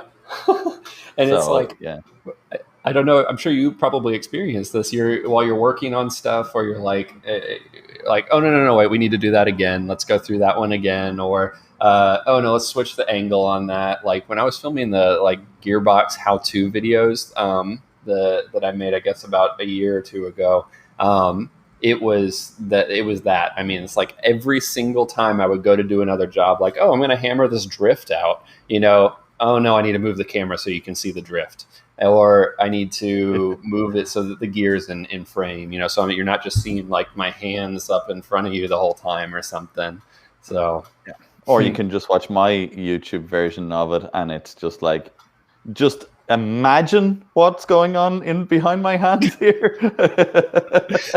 well, it's so hard because it's like the mini gearbox is so small, you know. Yeah. What I'm going to do is eventually, I'm going to just, because I take so many mini gearboxes apart, you're going to have to piece together all my videos. That someone's going to have Oh, to do okay. that. Yeah, they're going to have to watch 1 minute of this one, 1 minute of that one, and eventually they'll see how it all comes apart and goes together. Yeah, they'll Because all at some synchronize. stage, at some stage, I'm bound to not have my hand in the way. Well, I mean, to be honest with you, some of my more recent videos, I've had various kind of external life things that have been preventing me from building and doing things in the garage. And like I'm building an engine right now, and the video is going to look like it was all shot and, in one continuous thing. But in reality, it was, probably 10 or 11 days over the course of 6 months, so it's pretty Totally. crazy. Totally, yeah. Like you heard me say that about the engine build for that race car. That's exactly the same thing because I was building it. It got done in segments, evening by evening. Mm-hmm. But it's going to get released now in a couple of weeks' time, and it'll just look like we built it here in 2 days.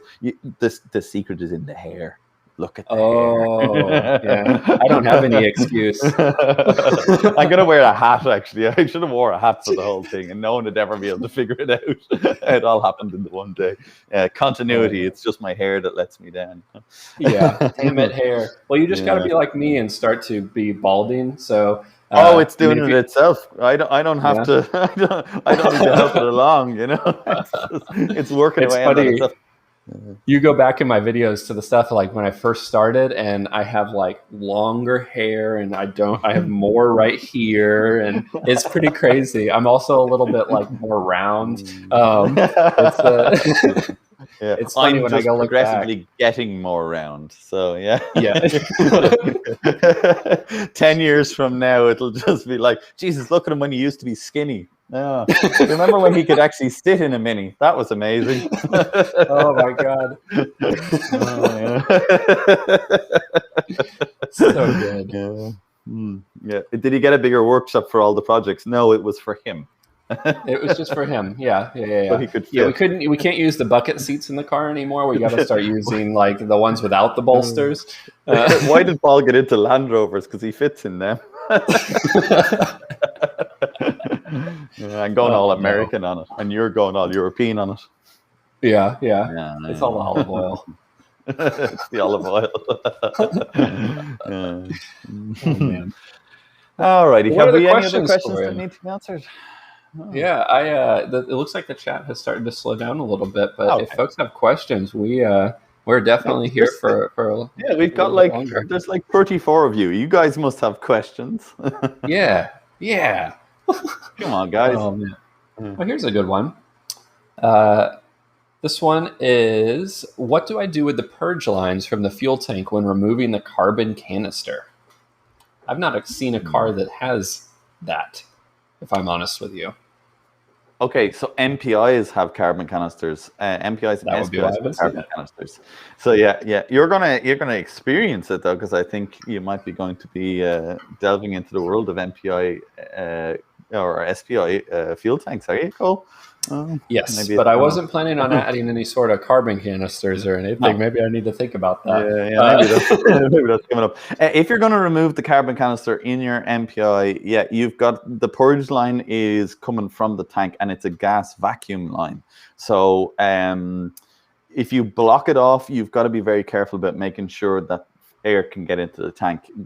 It does get through the filler cap, but with the rate at which an SPI or an MPI pumps fuel out of the tank, it does need a good amount of airflow in and out of the tank. So the way I think it works, and I'm no fuel injection expert, so I could be completely wrong or miles off this. As far as I know, it draws it through, it purges through the inlet, and there is a kind of a switch, a solenoid, should I say, that allows that to go. So what I would say is, if you are removing that, I think you need to filter it and leave it there. So I'd be inclined to put some sort of a filter on the end of that line.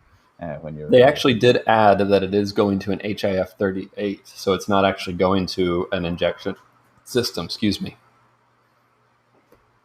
Yes. Yeah. All right. Okay. Let's see. Next question. What do you guys, pull this up here. What do you guys think of the 123 Plus distributors, electric mappable ones? I could start that one off if you'd like. Yeah, go for it, Chet. Go for it. Yep. That, so I ran a 123 in my Mini prior to going down the whole supercharged, turbocharged, blah, blah, blah route that I'm going down right now. And I would say that if you can find one with the Bluetooth mapping, I found that to be a little bit easier to work with, simply because you can kind of like, do it on your phone. But I found them to be pretty cool. The setting the static timing and stuff is a little confusing. If one, you don't know how to do like distributor timing, so you'll have to really understand that. Once you do that, you can set up that static timing, and then the world is kind of your oyster, especially with the Bluetooth ones, because you can get maps from very similar to the way you get a fuel injection map and directly upload them to the distributor. I genuinely don't know how they adjust that curve in the way that they do. It's very interesting, but I love them. I think they're really cool, and it gives you that expandability. Basically, one distributor to rule them all. Is it gold and has unusual Yeah. It's got like elf writing on it. I have fitted a few of these over the years, but I actually, as of yet, have not fitted one of the Bluetooth ones. So thank you very much, Cole, because that's very interesting. I think I might get one myself to try. But I have had great success with the 123 systems on the rolling roads. There's nearly always been a map that's been close enough, and I've always been able to tweak the map physically by just adjusting static timing a little bit, and that's got me there. Yep. But it seems that they've completely dealt with that now with the Bluetooth, so that's even better again. Excuse me.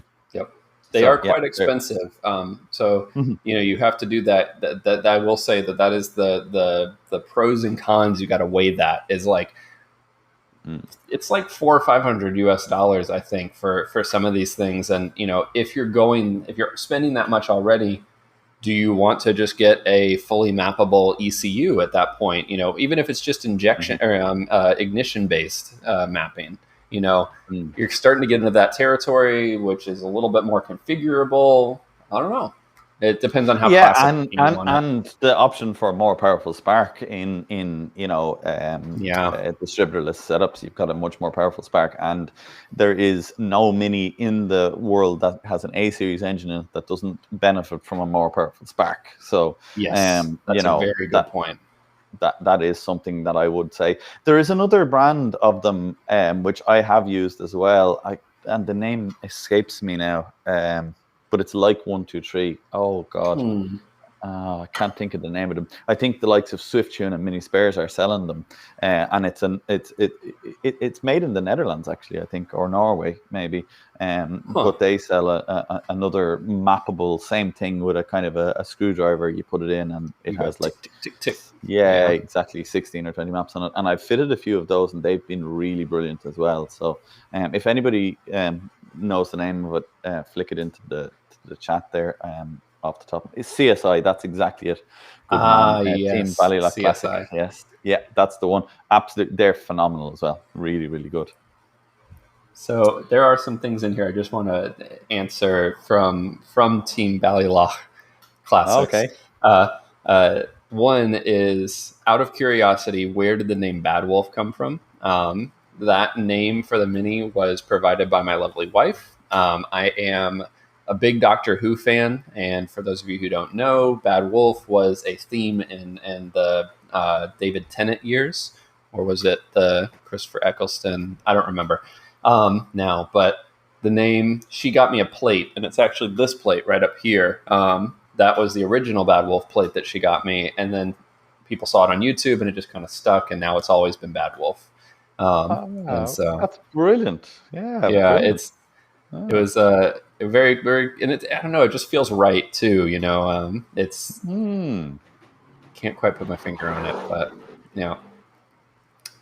and then he also mentioned that the blue Mini that I drove at IMM, Alex Toon's old Mini, still has my classic Mini DIY sticker on the back. That's really cool. That warms my heart. Those classic Mini DIY stickers going around. I am going to take 1 second here, if you don't mind, just to give a shout out, because I know a lot of people here who are subscribers to my channel are on this live. So thank you very much, guys, who are there. We launched our merchandise on HRE at the beginning of the week, and I have to say thank you so much to everybody who has supported and bought merchandise. You've blown my mind. I had no idea that you guys were going to come on and buy as much as you did and as often as you did. So thank you guys so very, very much, including you, Mr. Cole. Thank you very much for your purchases. Why don't you give me that URL? I'll pop it on the screen here so people can check it out. I will. Actually, Billy's going to do that now and put it into He's going to put it in the chat. Wonderful. He'll give you the direct link to it. It'll be there in 2 seconds. But yeah, thank you so much, everybody. I really, really, really do appreciate it. And all of it will go straight back into the channel, I can guarantee you. And I'm looking forward to seeing some pictures of you guys. There it is there. Thank you so much, Billy. I'm looking forward to seeing pictures of you guys wearing your merch now when it gets there, and we'll get to see some of those minis out there. So, absolutely agree. There's some really cool stuff in there too. I mean, there are, the mini behind you, I think is some shirts. Yeah. There's a cartoonized version, which I absolutely love. Yeah. And hopefully one day you'll start carrying the shirt that you're wearing too, Oh, that might happen. That mini is also on one of the shirts. Yes. It's on it right now, but our 61 Cooper S is on a shirt as well. So we do love that little car as well. So these shirts, I know a few people have asked about these shirts, and well, look, we might do a special run of those shirts. We might get a few of them made, and we'll do a little special run. And I'll send one out maybe to the States, and then you can send me back one of yours, and we'll freak everybody out. But pretend like suddenly I became Irish and you became American. Yeah, I'll shave all my hair off and take my glasses off, and perfect. And I'll get my glasses because I do have some, and I'll wear a wig. You wear a wig, and we'll sit either side of the screen, and you can change my name to Cole, and you can be Paul, and we'll freak them all out. It'd be great. Oh, okay. Wonderful. Yeah. That's good. Yeah. So yeah. So it does. There is one more question here that popped up from Jamie. Do you have recommendations on right-hand conversions? Assuming you are trying to convert your car from left-hand drive to right-hand drive. And if that is the case, I did that on my car. It is pretty straightforward. I would recommend getting a new steering rack that is suited for that. Technically, you can flip them. It's not what I would do if I were you. And you can move the pedal box over. The master cylinders get moved over, assuming you have the single line master cylinders. And then you move your steering rack mount on the inside, and just run your new shorter lines from the master cylinders to your clutch slave cylinder and to the braking system. So pretty straightforward, actually. It's not that complicated of a process. Okay, that's something that I have never experienced, so it is just as well we have you around, Cole, because to me, I have no idea. I actually did convert one left-hand drive to right-hand here, but I mean, for me, I just got a whole load of right-hand drive stuff that I had in my workshop and put it on there. Yeah, I'm sure it was just lying around.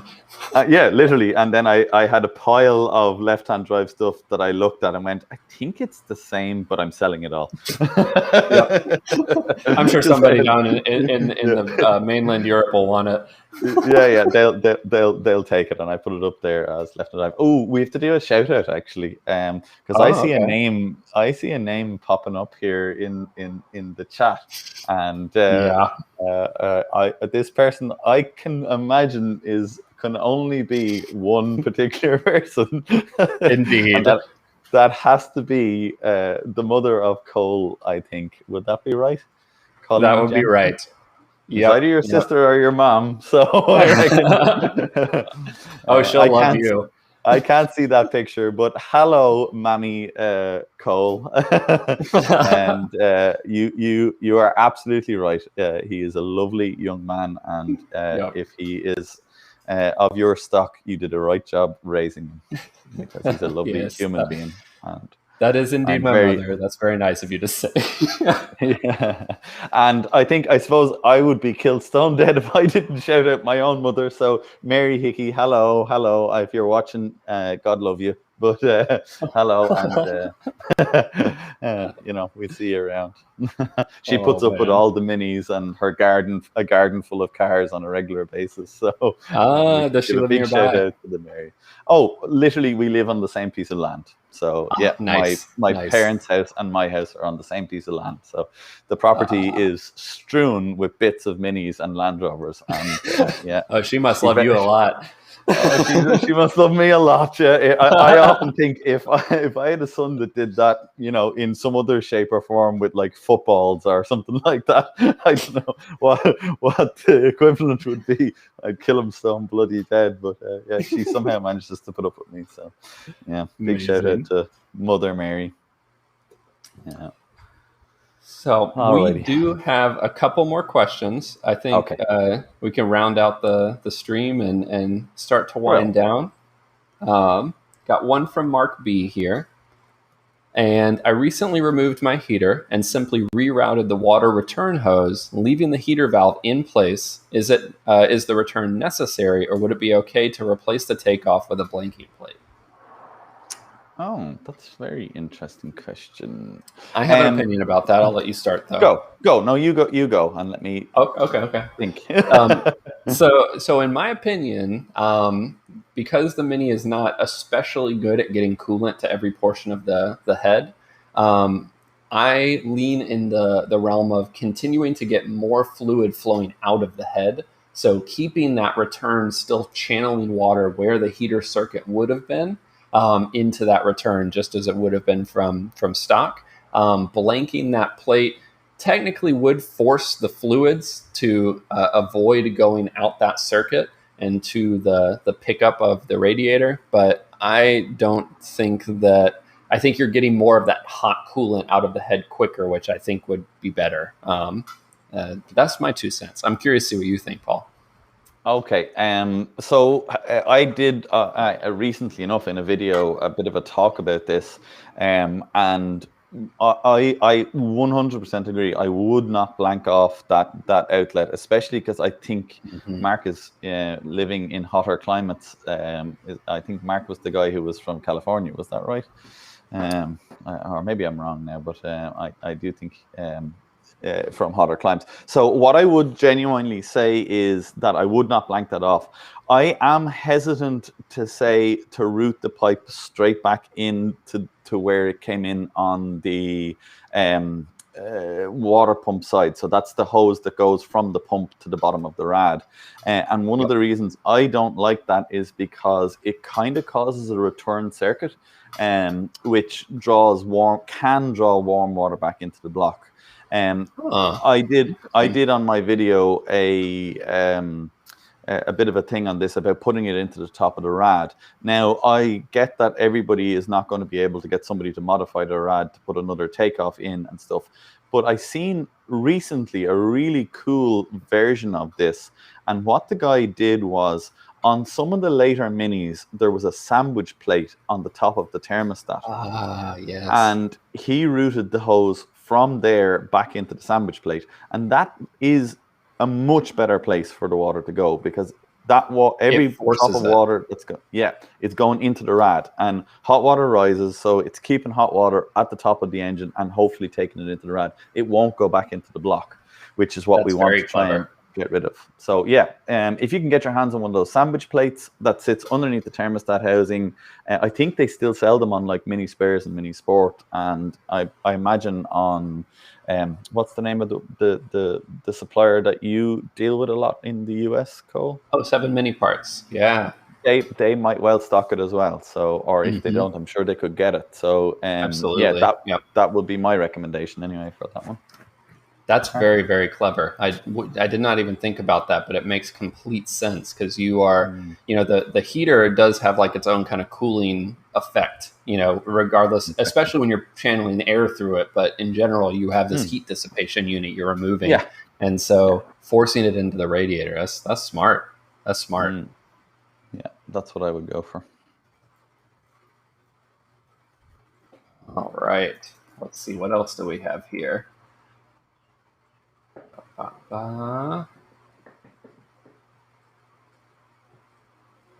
Here's one.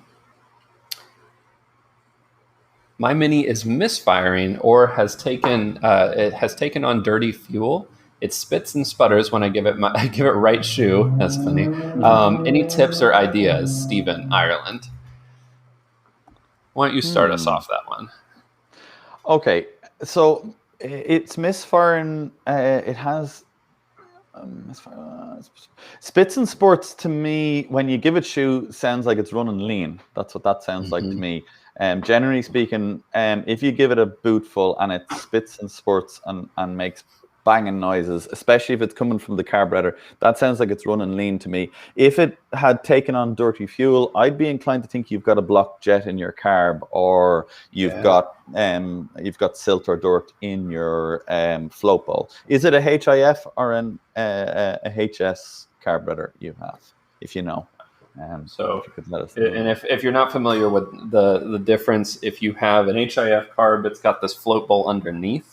If you have an SU carb or an HS carb, the float bowl sits on the side. That will help us diagnose.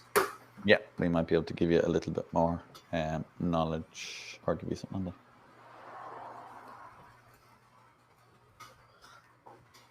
that. Okay. We'll give him a minute. Oh, there we go. Perfect. HS.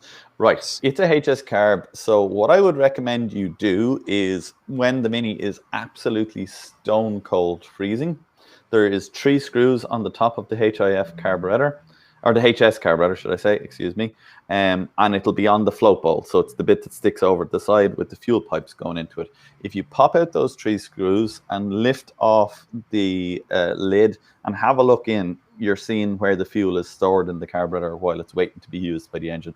If that's full of dirt and muck, then you're going to need to clean that out and thoroughly wash out up to the jet. Another way you can do that is if you take off the if you take off the dash pot, which is the bit that sits on the top, if you take that off and have the cap off, you can use something like carbon choke spray to spray down the jet and blow the dirt back into the float bowl, where you should be able to clean it out with a rag or a cloth of some kind. Yep. And to add to that too, in the where your float moves up and down, there is a little valve called I think it's called a Viton or Viton valve. And that itself can get gummed up and get stuck. You'd have kind of different behavior. Actually, you probably would have more of a rich behavior, but I would just make sure that that's cleaned as well while you have it open. And the seal on that float bowl, they are very, very thin and delicate. So go easy on it. It has a tendency to tear. So I might even order a couple of those beforehand if you have the ability to get those before you do the work on the car. That's a really good point. Well made, Cole. Yeah, I would order one of those before I'd go near it. Yes. Yeah, because they are soft and they can give problems. So, alrighty. I think we are going to wrap up the live stream. I have had an incredible time. It has been wonderful. I really, really enjoy answering these questions, getting to know you guys, and of course, hosting Mr. Paul here. And I'm so glad to make this a regular thing. It's going to be a really fun program as we start getting into it. I have to say, I was really excited when you said you wanted to make it a regular thing. And, yes, I am going to bang on and say that, this is something that I was originally a tiny bit hesitant on, because, it is 2 hours out of both of our evenings. And there is a bit of dollar down to produce it. But you know what it is? It is great to get a chance to chat to all of you guys, spend a bit of time in the shop, and hang out here. So yeah, I'm really looking forward to the next couple of months where we get a chance to do this on the regular. Totally. And I think as we're moving forward, we are going to try and start doing these at the end of each month. This one being obviously at the end of June. So you can kind of look for the next live stream to be at the end of July. And then for August, it might be a little bit towards the middle, because I'm going to be on vacation in Iceland at the end of the month. Can't do a live stream from there. Yeah, you can. Get out of here. Call in here on the way by. You're effectively flying over us. So, you can pop in for an hour. We'll do a live stream. It'll be grand. Yeah, you're American. You're used of not actually taking a vacation. So work from vacation. Work everywhere. Work. Be fine. We work every day of the week. I suppose the only other thing I want to say, as I usually do, and I know you'll echo this, Cole. Thank you so much to everybody who's joined. I've been mildly keeping track of the amount of people that are in and out of the room, and I'm chuffed to see that number has been up so high. Well, I can consider it to be really high. So thank you guys absolutely. all so much. And I'm seeing the same name that was here 2 hours ago, which, well done, you guys. There is no way I'd have watched 2 hours of me yattering on. So thank you so much, everybody who has done that. I do really greatly appreciate it. So one thing I do want to mention before we wrap this up is that, as we said a moment ago, Paul did just launch his merch store. If you want to help support his channel, check that out. Same thing goes for my channel too. I have a merch store, but I want to share that love. Paul has some really incredible stuff and some really, really great informative videos. So definitely check that out.